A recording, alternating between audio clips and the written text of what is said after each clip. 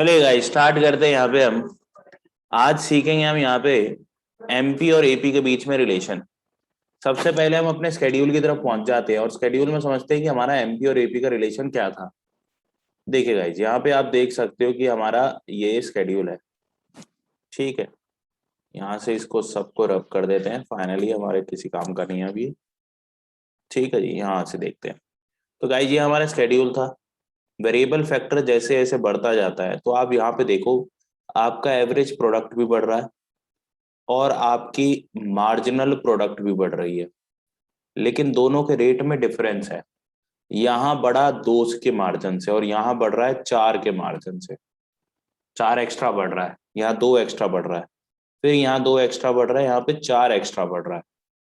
ठीक है ना, दोनों के बीच में रेट, यानी मार्जिनल प्रोडक्ट का जो रेट है वो ग्रेटर देन है एपी से स्टार्टिंग में। कब तक ऐसा रहता है? जब तक टीपी फर्स्ट फेज में होता है। यानी कौन सा returns two factor? Increasing returns two factor.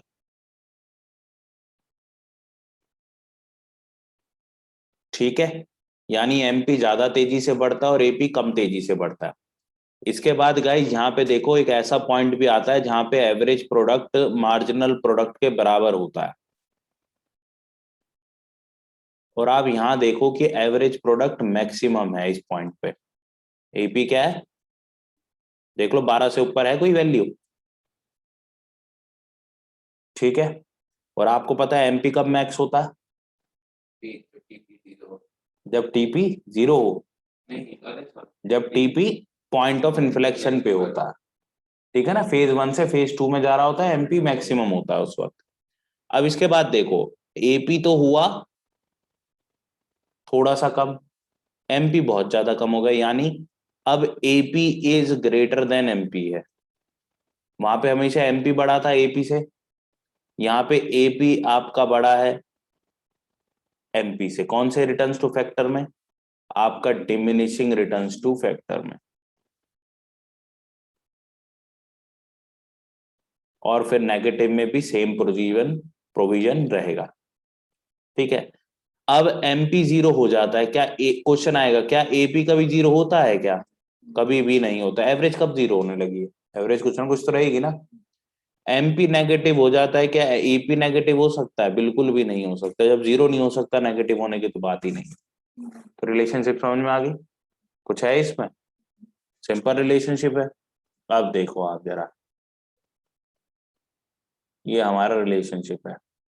अब देखो भाई, MP rises and AP also rises, दोनों राइज हुए स्टार्टिंग में, बट एमपी का जो राइज है वो इंक्रीजिंग रेट पे as compare to AP. At the end of the phase MP maximum हो जाता है। ठीक है भाई, इसको ना यहां से बनाना है ऐसे, फिर ऐसे करना। ठीक है, स्टार्टिंग में हम एपी को भी यहां से कर लेते हैं। क्लियर है बात? इनवर्स यू शेप के है दोनों। ठीक है ना, इसको छोड़ देना ऐसे। अब देखो, यहाँ पे आप देखो एक चीज, स्टार्टिंग में एमपी देखो ऊपर है और एपी क्या है? नीचे है। यहाँ पे एमपी मैक्सिमम हो गया, मान लो इस पॉइंट पे एमपी क्या हो गया? मैक्स हो गया। इसके बाद एमपी जब ऊपर चला गया एपी से तो एपी को कट करता है, और जहां पे एमपी एपी को कट करेगा तो एमपी इज इक्वल टू क्या होगा भाई? एपी होगा। ये तो स्केड्यूल से पता लग गया था हमको। और उसके बाद एमपी क्या करने लगता है? गिरने लगता है भाई। एमपी जीरो भी हो जाता है और एमपी नेगेटिव भी हो जाता है, लेकिन एपी बस फॉल करता है, but AP remains greater than MP. इस पॉइंट पे एपी ग्रेटर देन एमपी होता है, यहाँ पे एमपी ग्रेटर देन एपी था। बताओ, डायग्राम भी समझ में आ गया? और सेकंड फेज में क्या लिखेंगे? MP after being maximum begins to fall. AP जब तक राइज करेगा, ये ना बड़ा इंपॉर्टेंट पॉइंट है, एपी जब तक राइज करता है, देखो आपका एमपी यहां से यहां तक फॉल होने लग गया। पेन चेंज करता हूं मैं, ये देखो एमपी इस पॉइंट से इस पॉइंट पे फॉल करने लग गया था। देखो एपी बढ़ा, सॉरी एमपी बढ़ा तो एपी बढ़ा, एमपी घटा तो एपी घटा, और एमपी एपी के बराबर है। ये तो आपको इजीली समझ में आता है, लेकिन एक बीच में पॉइंट ऐसा भी था जहां पे, यहां पे एक ऐसा पॉइंट था जहां पे एमपी तो घटा पर एपी फिर भी बढ़ा। समझ गए? वो एवरेज की वजह से है। देखो क्या, विराट कोहली की एवरेज 50 की चल रही थी, 3 मैचेस में उसने 50 50 50 बनाए, तो एवरेज कितनी हो गई? 50 हो गई। ठीक है, क्लियर है बात? अब विराट कोहली क्या करता है, विराट कोहली 40 रन मारता है अब, है तो एवरेज कितनी हो जाएगी भाई उसकी अब टोटल में? 190/4, 47.5। ठीक है, तो इस केस में एमपी क्या है, एपी क्या है, ग्रेटर देन एमपी। एक तो ये बात हो गई, ये तो आपको साफ नजर आ रहा है कि भैया AP greater than MP starting में रहता है। लेकिन एक ऐसा भी फेज होता है जहां पे एमपी तो घटना चालू हो गया, पर एमपी सॉरी एपी आपका अभी भी बढ़ेगा, मैं ये कह रहा हूं। ये तो आपको सिंपल दिखाई पड़ती है, ये वाला पॉइंट ये है कि जब बढ़ेगा तो बढ़ेगा, घटेगा तो दोनों घटेंगे। ठीक है, बड़ा हो सकता है एपी घटते हुए एमपी से बड़ा हो सकता है, ये बात तो समझ में आती है अपने को, सिंपल है। पर अब एक बात समझना, एमपी घटेगा पर एपी बढ़ेगा, एक ऐसा पॉइंट भी होता है, कहां होता है? यहीं पे होता है, बिल्कुल फर्स्ट फेज के बाद ही होता है पॉइंट। और ये कैसे होता है, एक एग्जांपल ले लेते हैं इसका।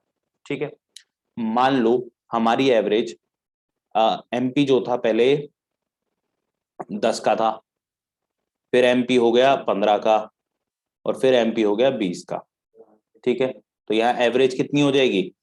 एक लेबर पे 10 का है तो 10 हो जाएगी, 25 है तो 12.5 हो जाएगी, और 35 3 में है तो ये अराउंड अराउंड। लेकिन इस एग्जाम्पल से 35 को 3 से डिवाइड करेंगे, 35 होगा 45 होगा, 45 होगा तो 15 आ जाएगी। क्लियर है बात? है 100%। अब एक बात बताओ, अगर ये 17 या 18 हो जाए, 19 कर लो इसको, चलो अगर ये 19 हो जाए, तो देखो एमपी तो गिर गया, एमपी तो गिर गया, लेकिन जरा एवरेज प्रोडक्ट देखना वो कितना आ रहा है, वो 16 ही आ रहा है। एपी नहीं गिरा, एपी तो इंक्रीज हुआ, और एमपी क्या हुआ? डिक्रीज हुआ। सिंपल सी बात है, कुछ ज्यादा बहुत बड़ी बात तो नहीं बताई मैंने, और सिंपल एवरेज का कैलकुलेशन है बस। ठीक है ना? और ऐसा कब होता है? जब तक MP is greater than AP है, चाहे एमपी फॉल कर रहा हो, दैट डजेंट मैटर। अगर आपका एमपी ग्रेटर देन एपी है तो एपी आपका बढ़ता रहेगा। मान लो अभी भी आपका ये 18 हो जाए तो भी ये 16 पॉइंट समथिंग एवरेज आएगी, ये 17 हो जाए तो भी ये 16 पॉइंट समथिंग आएगी, बढ़ती जाएगी, मतलब पहले से बेटर होती जाएगी। तो जब तक एमपी ग्रेटर देन एपी रहेगा तब तक आपका एपी बढ़ता रहेगा। एपी कब फॉल करने लगता है? जब एपी ज्यादा तेज हो जाता है। तो एपी को एपी की औकात दिखाई गई है कि जब तक एमपी बढ़ेगा एपी तू भी बढ़ेगा, चाहे एमपी गिर भी रहा होगा तुझसे बड़ा होगा ना अगर एमपी, तो एपी तू बढ़ता रहेगा। पर अगर तू एपी एमपी से बड़ा होने लगे तो एपी तेरा घटना भी तय है। ठीक है भाई, क्लियर है बात? हाँ भाई, क्या हाल है? ठीक है गाइस, तो आज यही करेंगे हम, कल करेंगे बाकी।